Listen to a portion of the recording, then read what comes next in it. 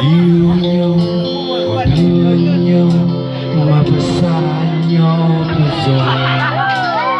Mình xanh anh khô theo bóng anh đi.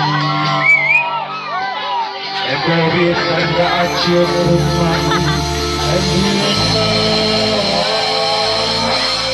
mặc dù chúng ta đều hay lý do phải cách xa.